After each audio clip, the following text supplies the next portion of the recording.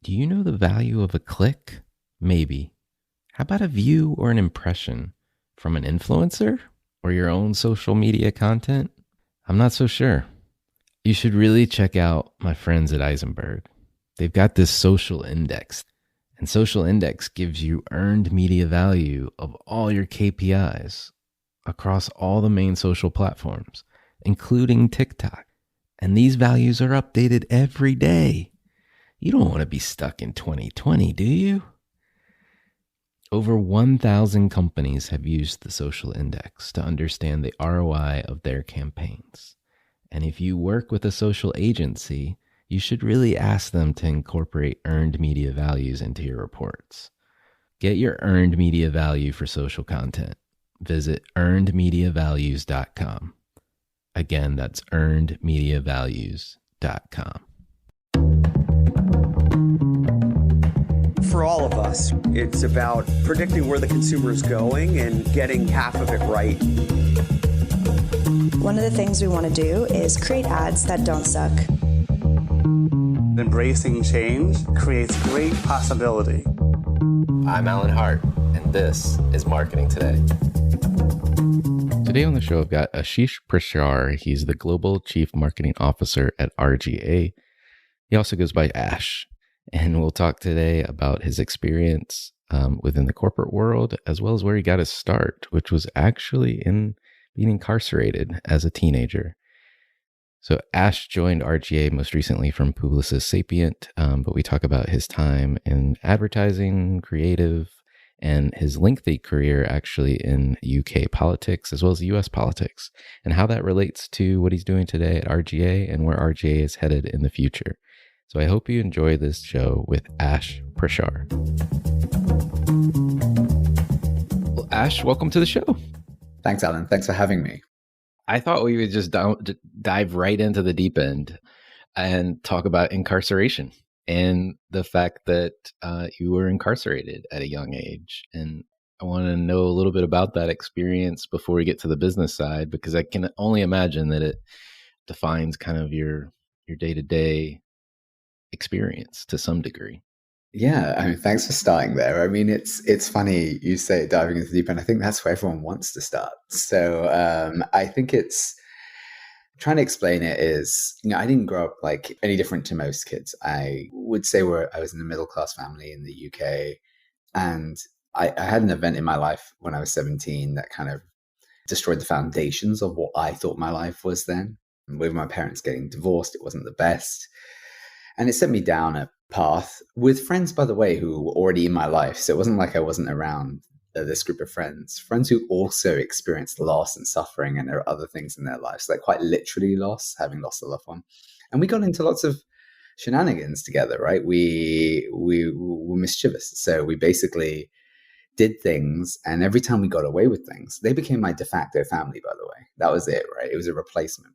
And every time we did things, we grew closer. And then to the point where we did something that got us nicked. And we stole £30,000 worth of merchandise from a department store in London, Harvey Nichols. And, you'd think that would be a moment, because we were children, you'd think at the time that, might be forgiven, because we all admitted our guilt.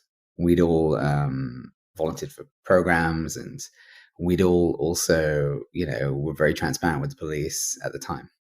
And we were sentenced to a year in a young offenders institute in London.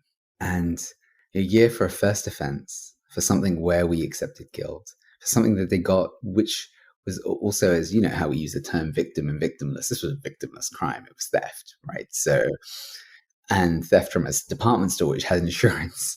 And we were given a year in prison.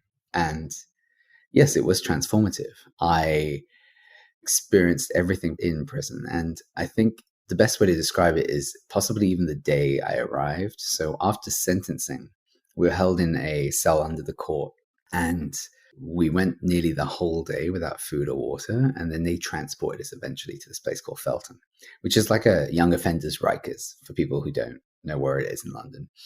And once we got there, this is where they strip your identity and your humanity and your freedom. You're taking off all your personal belongings, your clothes, anything that's on you. You're stripped and then given like prison standard gear. They give you a number and they start addressing you by that number or parts of your surname. So they're slowly taking parts of you away.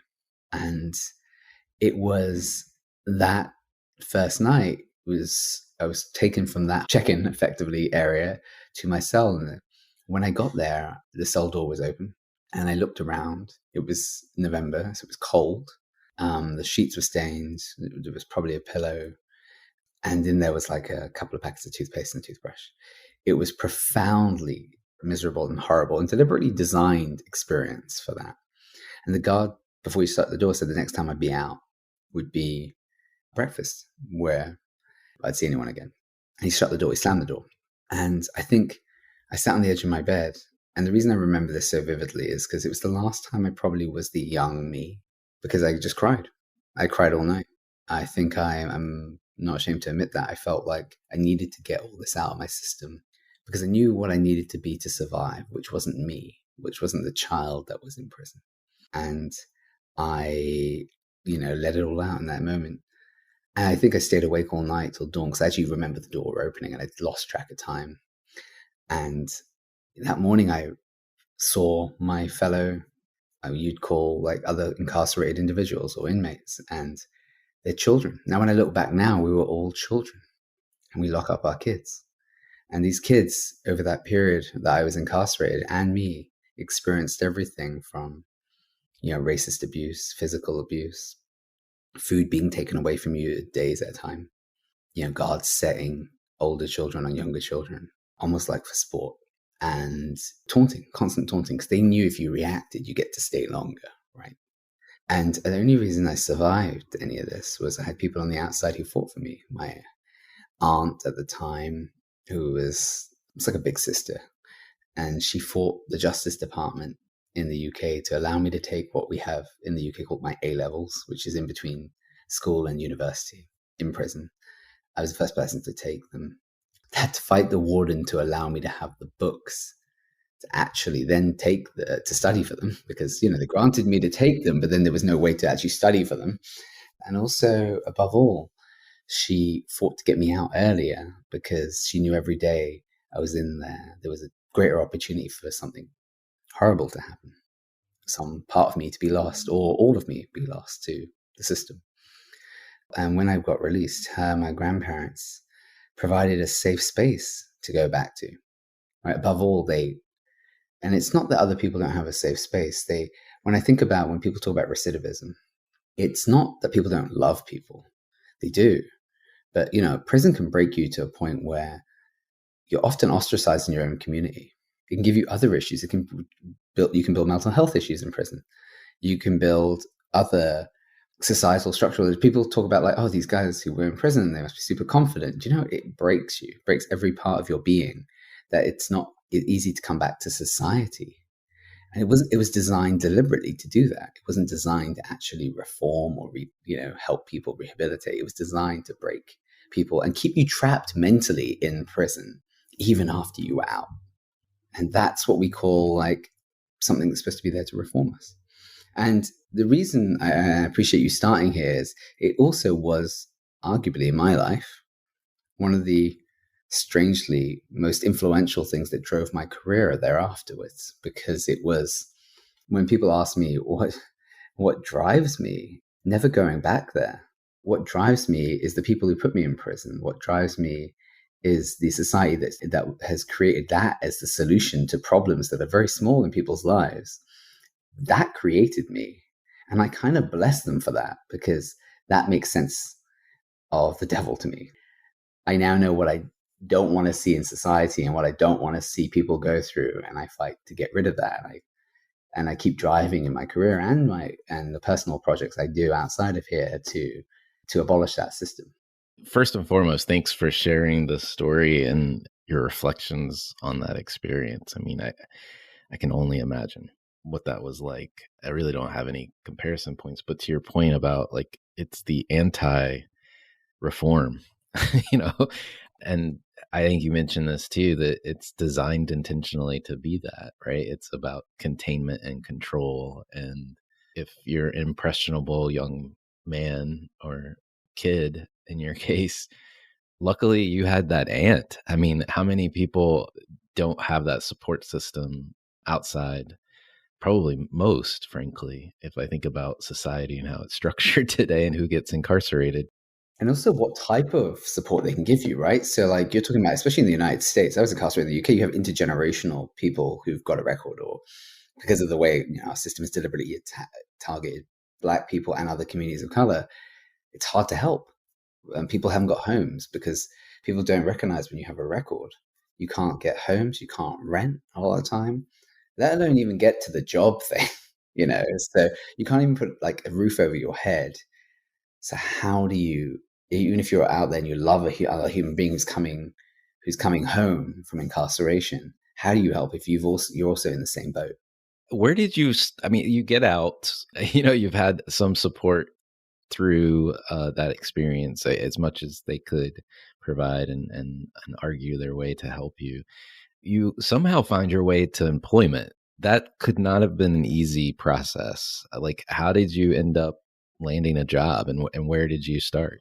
So this is one of, I guess, the fun stories in this is, so basically my grandfather threw me in front of a journalist. Now, the long story here is that one of his dear friends is a author by the name of Donald James in the UK. He's now passed away. He had a book launch, and this news editor from News of the World at the time, which is a property of News Corp, was at this launch, and the author and my grandfather threw me in front of him and said, "So my grandson has just come back from prison." And this is like a year and a bit after that, but he kind of exaggerated the point and wants to transform his life. What do you think? And this editor at the time, basically, and his name is Andy Colson, asked, what do I want to do with my life? He didn't never ask me what I did. And though I'm not naive to the audience here, like if he worked at News Corp, he definitely knew what I did once he went home and checked, right? So, but but he never asked me. He just wanted to know what I wanted to do.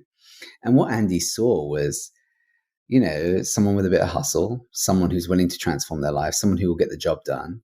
He didn't see me for the record. He didn't see me for the scarlet letter. He saw me for me.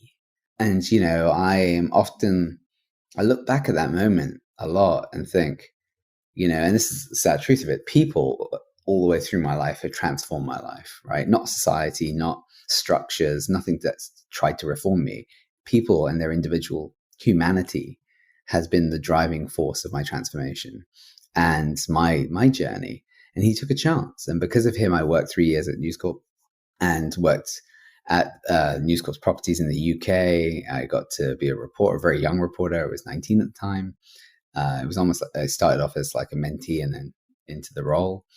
And then from there, I followed Andy Colson into the political world, where I worked with him and other editors from his ilk who moved to this world for the Conservative Party in the UK. And look, people are going to ask, wait, you worked for Conservatives and News Corp, and I'm going to say, unless you've had a criminal record at a young age, you have no right to tell me who to work for. Opportunity is not given. And for all the people listening who are super progressive, I am far more left of center than you as a European socialist. And I would say to you that, like, many of you wouldn't give anyone with a record a job right now, even today, even with all that we've gone through at BLM and everything else. It still took individuals to act. And what I knew was I knew what I had to acquire to actually transform my life. And it was the same privileges those people who gave me opportunity had.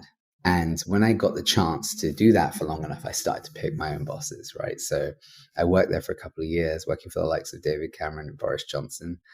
And, as Boris's press secretary when he was running to be mayor in 2008. And after that was all done, I know there's some stories there. I did my moral part that people are looking for, right? I quit. I wrote an op-ed, a stinging op-ed in the only way I knew how to do in a newspaper in the UK, saying how this conservative rebrand was all a lie and you shouldn't vote for them. And I came out here to the United States to work on the president, at that point, candidate Obama's first election. And I worked in Ohio and Pennsylvania for some people who have been currently serving the White House now. That was transformative. That's when I got to start picking who I was. But it took me years of acquiring privilege I'd lost in an act that I did as a child. And was brutalized for, but, I had to effectively serve my time outside with people, by the way, I don't hate, like for all the right left we do now, there are people in that story, both for the Conservatives and at News Corp, who transformed my life. They might not sit on the same ideological side of the aisle as me, but they gave me an opportunity for whatever reason, and it changed my stars. Well, to your point earlier, I mean, it's people at the end of the day, and I think inherently people are good, even though in this divided political space that we live in today, it's kind of hard to see that we're all people at the end of the day because everyone just takes their side. But I want to see, how did you end up from politics into like communications and marketing? Yeah, so that was even more complicated and long. So I have only been in this game for a couple of years. So you're going to laugh. So after doing the Obama stint, I worked out in the US with Democrats and went home, did a bit more politics.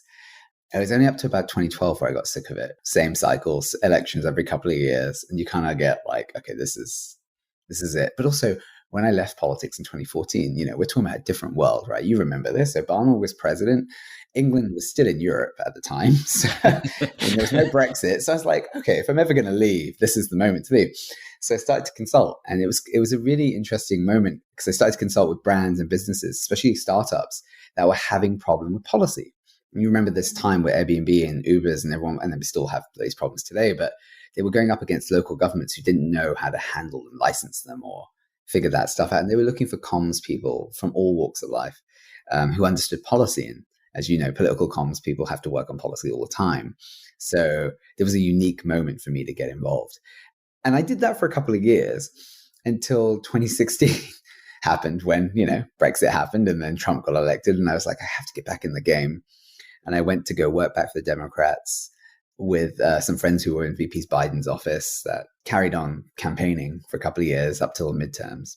And I'm speeding through this to get to answer your question, which is by 2018, I was like, okay, just did the midterms, won the House. And I worked with some amazing people through that process, but I needed a break. And I ended up doing comms at Publicis. And I did that while still kind of politically active. I'm not going to pretend I was a publicist and stop doing that other work. I, still was helping candidates on the side, but it was my first corporate job.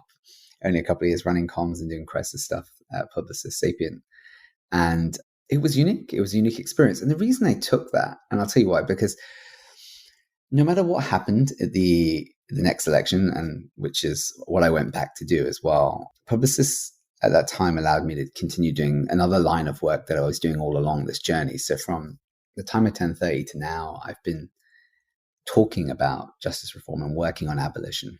Publicists were very okay with me they were okay with that being public, and I say public, I was already publicly known for it, but like I'd spend my time doing it, right? How many corporates this is pre-BLM's 20 thing last year. And, I'm sure people there weren't comfortable with it, but they wanted me and they were willing to take that, and knowing that I'd be outspoken about other issues at the same time of giving me that job. And it was just a healthy balance for me. I got something out of it the way they did.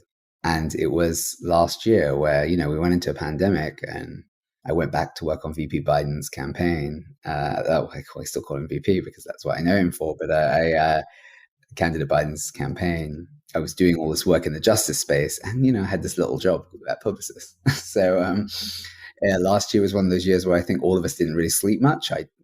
Someone joked with me that I had 3 jobs, and I probably did, and I definitely by the end of the year was exhausted. But it led me to a moment where I knew after the election, after we all took a breath, after that result was declared, that I needed something different. And it was a good friend of mine who worked at RGA, Tom Morton, who is the global chief strategy officer, who reached out to me and asked me what I was doing next. And we became friends through my justice work.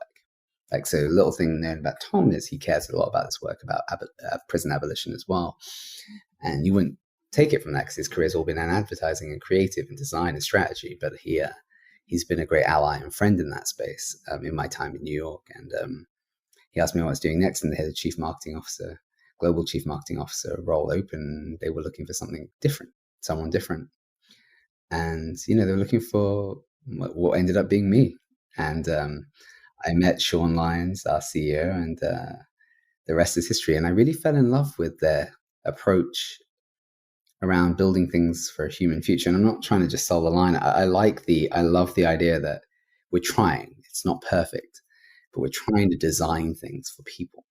And we're trying to design our client work around people. And as you pointed out in my story, a lot of it's centered around people. And all the work I've done in politics, when you campaign, anyone who's listening who's a campaigner knows you talk to people. And I kind of admired that they were doing that work. And again, they were willing to also, not even willing, they wanted me to continue the work I'm doing in the prison abolition space as well, and fully support all that. And that's how I ended up here. It's like people who have a conscience who actually believe in the stuff I want to do outside of here, knowing that's my life cause, while, at the same time working for them. We'll come back to RGA in a moment, because it's kind of a storied business in and of itself too. And they historically, I guess, have reinvented themselves, frankly, a number of times since the founding. But let's come back to that in a minute. Before we leave this social reform and like path in your personal background, your activism, how do you think about the marketing industry and like its role in social reform? I mean, you've kind of been operating in parallel to this point in your career, right? Like, and I'm just curious how you think about the marketing industry. Are we like helping? Are we hurting? I mean, there's a lot of talk, right? Like about doing better with our skills and abilities, but just wondering how you think about it. I mean, we also have a long history, right, in this space, right? I think, we've helped brand the war on drugs, which we can all accept now was probably a big mistake because it disproportionately targeted Black people and communities of color. We've not done enough. We are disproportionately, we're not making Google money, but like we are one of the most powerful industries in the world, and we help reflect what's going on in society. And I would say traditionally, we've probably not been on the side of justice. So we have a lot of making up to do. And I would suggest, I think it starts with creating a new narrative. Narrative is powerful, and it's our responsibility to create, as a creative industry, to question what ideas and values we are disseminating, what stereotypes or biases we're introducing, and to whom we are giving platforms through our work to. The creative industry has served as an arbiter of ideas and a reflection of society's failing. And we've managed to help propaganda machines change our culture for negative reasons about a literal race and a community. And the question is now, what side are we on moving forward? What new narrative can we create? We also have to re-examine our past and what harmful narrative we have helped to create this prison industry, to this mass incarceration industry, from branding police officers. Hollywood has a role in this too, right? I mean, they've cop shows galore and cop movies, and they're probably, as somebody told me once, they're probably the most complicated character. But if you met any of them in real life, they're not. But you're all looking for like lethal weapon and all this stuff, but they're not that complicated. I think we've also played a massive role in that, the branding around like how we see them as heroes and everything else, when a lot of them are just brutal and are there to enforce a system that was created after slavery in the United States of America. They are effectively continuing that like negative trope that they built around Black people and other communities of color. Look, our industry must stop advertising, branding, and designing, and even building technology for police departments and other repressive institutions. We must, I believe, we should end relationships with companies that are making, or institutions that are making profit or are helping hurt our brothers and sisters in the community. Look, there is no way you don't know somebody indirectly not impacted by the criminal justice system. If you know any community of color or any Black person, 1 in 3 people are impacted. That is insane. 70 million people in America have a criminal record. You can't tell me all those people should be given up on. That's a third of our population. There's no way we don't know those people. And this machine that's been created has had marketing allies and advertising allies and creative allies. And what we should do is pull back from that work and actually start telling the right story about communities and uplifting real people's stories. We should also look, we can hire, right? We have the opportunity. Some of the best creatives take their ideas from literally the street, legitimately the street. I think the best creatives in America are the street culture that we live and are surrounded by, but they're not getting paid for that. Why are we not employing them? Like some of the best artists, creatives, technologists, they come from the street, and we should be employing them. And also, we should create platforms with justice organizations. We do this with things like Planned Parenthood or Oxfam and other things. Why can't we do it with justice reform organizations? Why can't we build a platform to actually campaign to dismantle this system that is oppressing our neighbors, our brothers and sisters, and our community? And I actually think with the power this industry has, we have an opportunity to not just influence our people in our industry, but our clients, and then in turn, society. Like we do have that. And I think sometimes we forget that. We look lost trying to figure out how to play a really good role in this space. But I think this is, I think we go back to like, we know we have a lot of influence. If we go from that lens, I think there's nothing we can't do to have a positive impact on the prison industrial complex and the justice system as it exists today. I agree. And you don't think about all of the aspects, I guess, that we've contributed to as a society and as an industry to prop up all the forces that maybe haven't worked out to our advantage now that we think back on it, 2020 hindsight, I guess. But it's true. And I think in some cases we're continuing down these slippery slopes, whether it's issues like privacy or transparency of what companies are doing and things like that. But to your point, we have a huge voice. We are hugely influential as an industry. And man, just first step, like you described, hiring the people that were co-opting their ideas and creativity from to begin with, that would be a good place to start. That's a really good place to start at a really basic level. Right. Well, one of the things as I take away, and I'm sure as listeners are going to take away, is that you come from a different place, literally, than a lot of the folks that I've had on the show. You are, I think, to use your word, a campaigner, or somebody that's operated in the election cycles, maybe more so than a marketer. And I think last time we talked briefly, you don't even see yourself necessarily as a marketer. How has that prepared you for a CMO job at RGA, and what does that actual role look like to you? When I think about campaigning, it's all about, think about even doing it around candidate, right? It's all about the reputation you're creating and the relationships you have, right? And if you even look back to Joe Biden's election just now quickly, everyone thought he was down and out, and he had relationships. He had relationships with Jim Clyburn in the South, right? And everyone remembers that South Carolina primary where he rolled Bernie Sanders, and then he had relationships with the Black leaders of all the Southern states. And it transformed his campaign, his candidacy. And then obviously like a movement got behind him as it was clear he was going to be the winner. But reputation and relationships under that campaigning thing is how you win elections. And relationships are with the voter, with other people who stand by you. They're with other senators, other congressional figures. They're with backers. And your reputation is the policies you set out. I mean, that's pretty much the same for brands and businesses. Like when you think about it, our biggest priority, when we think about what we do as organizations, our people are our biggest asset, right? I really believe anywhere there's people, there's power. And those people are powerful creatives who are designing things for our clients, who in turn are selling and creating and providing and creating experiences for people. So all of that is based on relationships. Nothing is different to campaigning in that space. I think we get into this frame where we overcomplicate marketing. And when it comes down to it, it's all about people. When I came into RGA, I wanted to build our marketing around our individuals. They're the people, they're the people who can tell a story about how they created the work, right? They are the people who created the work in the first place. They're the people who can tell you and me about why they did it. And they themselves are an interesting story. Their ideas are what's changing society. People today want to know that story. People want to know what's going into it, who's the person behind it, how it's done. And so they can feel really part of it. And I've built everything around our people with, my partners in the exec team, because I really believe they are our best asset, in the same way you build an election around candidates. It's the same ethos, because RGA is a brand, it's a business, right? So the clients we work on, but when But really, it's the ideation and the creativity of the people who I work with that differentiates us from the rest of the industry and the rest of the world and whoever else is doing work in this space.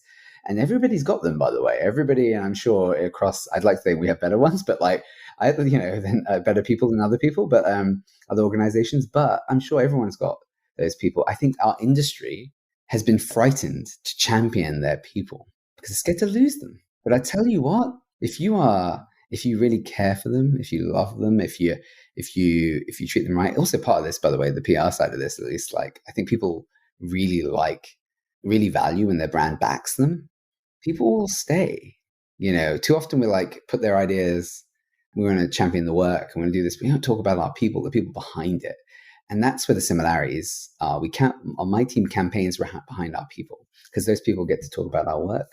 They get to talk about our ideas, our values, what we believe in, and how we foundationally build everything we build, right? And that's the part that's really similar. And I think that's how I've been able to bring some of those campaign skills to what we're doing at RGA. Really humanize what we do, because we put the faces of the people who are building it out front. Not to just talk about work, but to talk about how they do what they do. The stuff that really what the real world's interested in. It's a unique approach because to your point, most agencies or folks in the creative or the marketing space, they talk about the output, the ad, the campaign. They don't talk about the valuable people that brought that to life, or sparked the idea, the genesis of the idea, because without that, you don't get the output, right? Like, to your point. So kudos to focus on that. And I probably shouldn't say this publicly, but, you talk about VP Biden.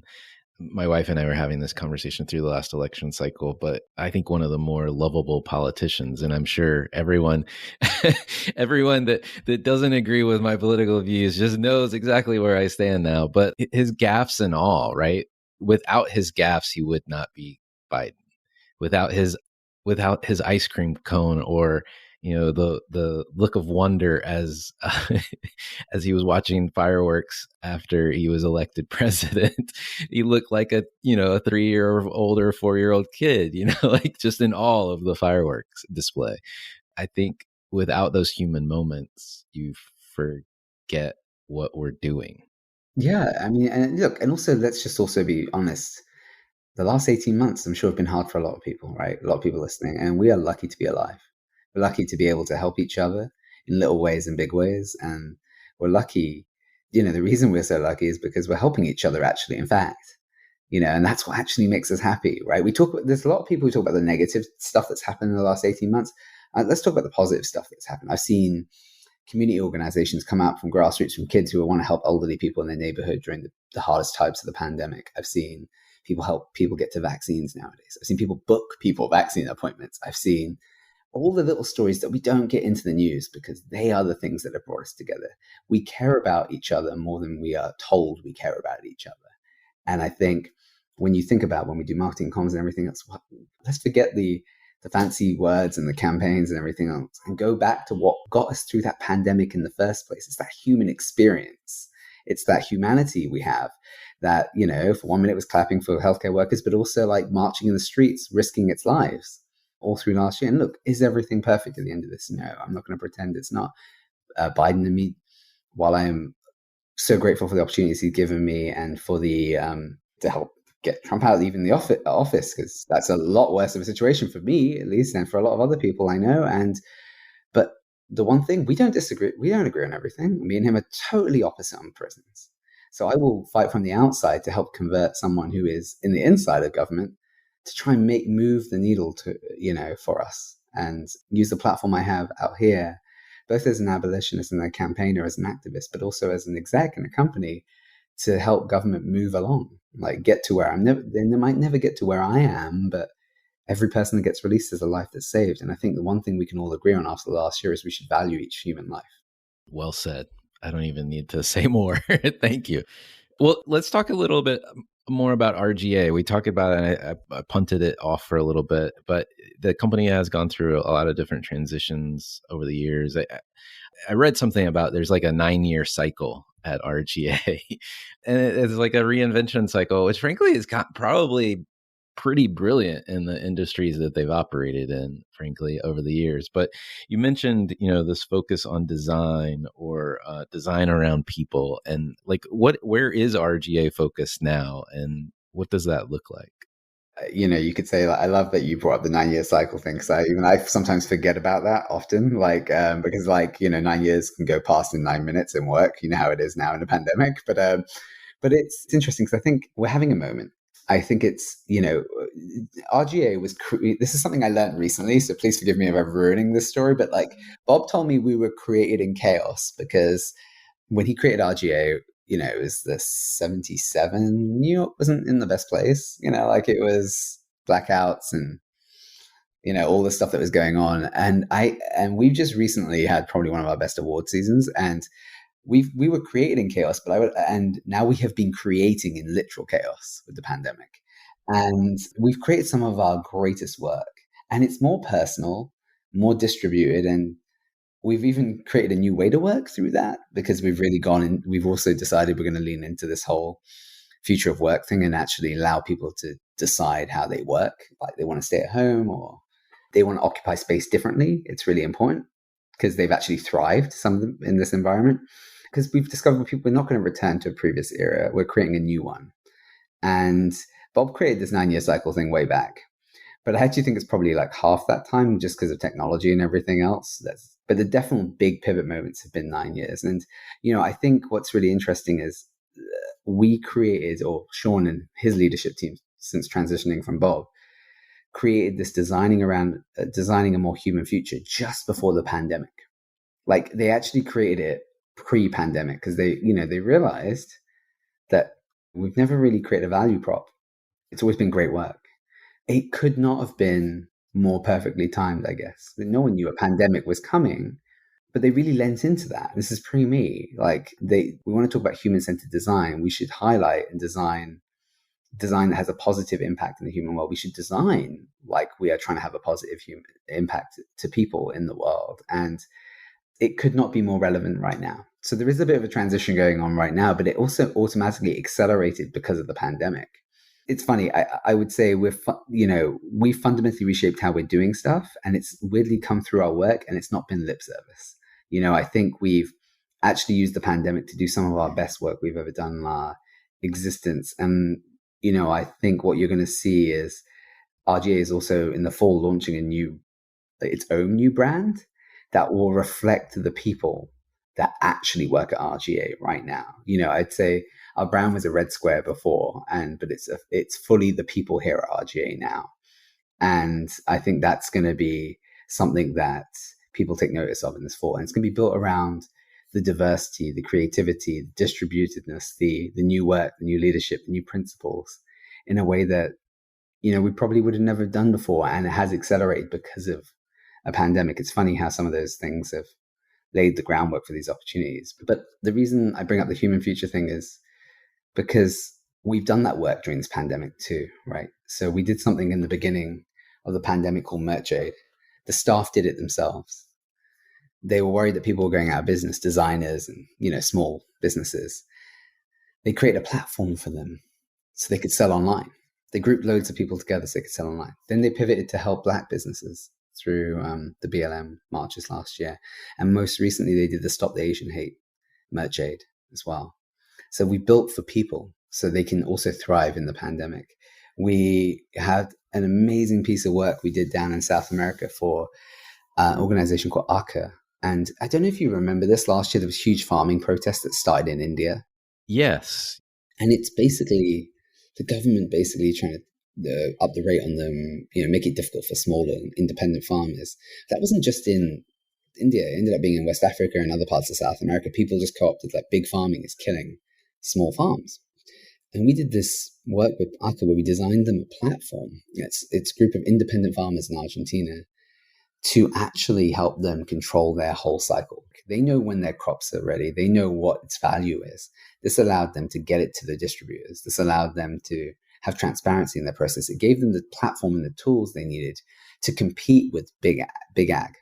And that sort of work is creating a more human future. We're keeping small businesses, local farmers empowered when, you think everything's against them, right? The way big ag operates. But, and that's only just a small example of some of the projects and work we've taken on in the last year that is designing a more human future for clients.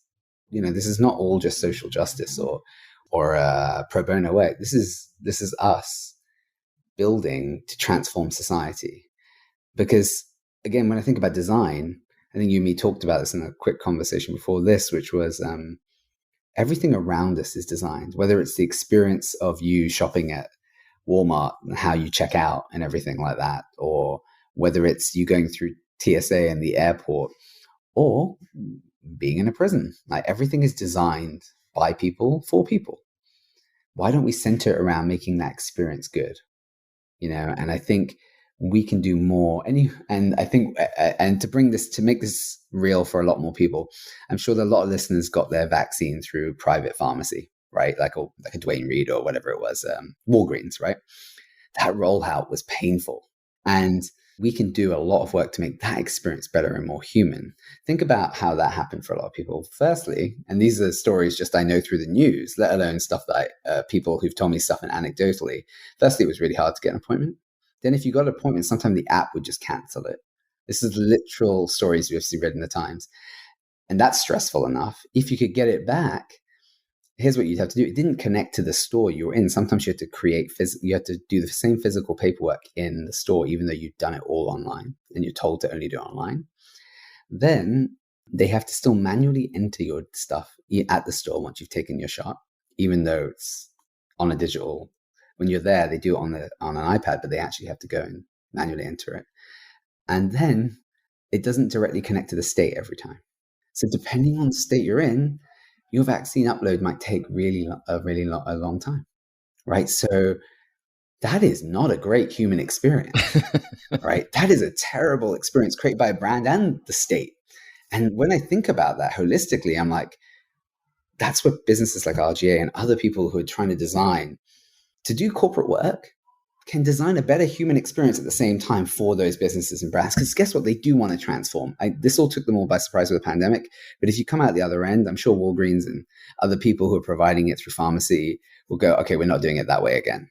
And now knowing this pandemic's not ending with booster shots and everything else, they desperately need to transform their experience because people were frustrated. And that's a great example that I definitely think will hit home for a lot of people. We've been through that. We just went through that. We all know it was not great. And we could design that better. All of us, just by thinking about it differently. Now, that's the type of work we're taking on. When you think about what RGA is doing, we're trying to design a better experience. We're innovating differently. And whether that can be through technology, it can be through in real life experiences in stores. It can be through designing platforms for farmers and helping small businesses thrive in a pandemic. I mean, it's all those things and more. And I would say, I think the world hasn't cared about RGA as a force for quite a while, but I definitely think the pandemic put us back on the map. Well, it's definitely, the pivots that you're in the process of making, and I can't wait till this fall to check out the relaunch, if you will, and how that manifests itself. But it seems very on point for all the reasons that you've just described, to focus back on putting humans at the center of the experience that we're trying to design for them. And it's funny because we've done a lot of that work internally. So our people already feel like we've done it, right? So, and there's a lot more work to do, right? So we've been doing it internally, but and like I said, we created chaos. I think the interesting thing is this is going to fundamentally reshape how we show up in the world. And above anything else, I think it's going to really reflect the greatness of the people at RGA, less so even just RGA. I've got a few more questions for you, and typically kind of switch gears, but I feel like we've been getting to know you throughout this entire conversation. So usually we transition from businessy conversation to personal conversation, and I ask a question, which I think you've already given me the answer to, which is, has there been an experience of your past that defines or makes up who you are? I have to believe that was where we started the top of this conversation around incarceration, but I just want to make sure that there's not something else lurking in the shadows the way I've talked about. That is the defining experience of my life. I'm not going to pretend otherwise. I'd say something had a bigger impact than that did. But there is something I think that I'd share that is really important for people to recognize. So even though I was, my life was transformed, and I mentioned earlier on in this story that once I acquired enough privilege, I decided to go work for the people I wanted to work for, right? And I did it not in a quiet way. I did it through an opinion piece in a newspaper and, risking relationships that were there for me. And I called out, a political party. I called out my mentor for not being the thing that we told the world we were, and before moving on. I'd say it was, again, another pivotal moment, not as obviously big as the incarceration experience, but I'd say it was the first time I became me. And it was the part of my life that was like, this is who I am, right? I thank you for everything you've done for me, but this is me. And I've been blessed to have some of those relationships come back into my life over years. But I want to say to people, stay true to who you actually are. If you have the privilege already to do that, just keep leaning into that. Employees and people have never been more powerful right now. You should recognize that and stay true to who you are, because it was a big risk. And look, I had a lot of privilege, right? I was a former journalist working in political comms. I could place an op-ed, no problem, right? I was people were talking to me, but stay true to who you are, because that was the first time, I set fire to all the other iterations of me that had to survive all those things, whether it was through incarceration and through those years working for ideas that I didn't believe in, even though I believed in the people I was working with, and decided to become like who I am. And it was a really pivotal moment. It totally makes sense. I mean, it's the moment where you were able to display your own voice in black and white, in print, so to speak. So what advice would you give somebody that was, or to your younger self, if you were starting this all over again, this whole journey? I don't think I would have changed anything. I wouldn't be here talking to you today if everything that happened didn't happen through part of my hard work, but through the luck of the opportunities that I've met people when I met them, right? Often people will say, I've got great advice to give myself a long time ago. I just say, be proud of who I am. My partner would always say to me that I'm an inherently hopeful person. But when you've seen all the things that I've seen at such a young age, everything feels hopeful when you're not there. And, some people have compared, this pandemic to prison. Are you kidding me? I say, getting back on your own feet is not going to be hard after this, and I mean that with respect. That I know people have been through mental health issues. I know people have suffered, and I know people have lost people. That I have a lot of respect for and a lot of care and love, and show them nothing but that. But now that you've experienced a little isolation, start advocating for people who are really trapped. That's what I would say to people, because I don't have good advice to give my former self, because the only thing that I probably would have changed is starting doing the prison work earlier in my life. I waited a good 10 years to get stuck into it because I was running away from it too. And there was another event in my life that was like, I can't not speak about this anymore. And for the last decade and a bit, I've been doing that work. But that's the only change I've made, because if prison didn't happen, I wouldn't be speaking to you today. So I don't want to change that. A few more marketing questions, if you've got a few more minutes. What do you feel like marketers should be studying or learning more about, or is there any topic that you're trying to learn more about yourself? What I think they should be studying is get your head out of the textbooks and start talking to people again.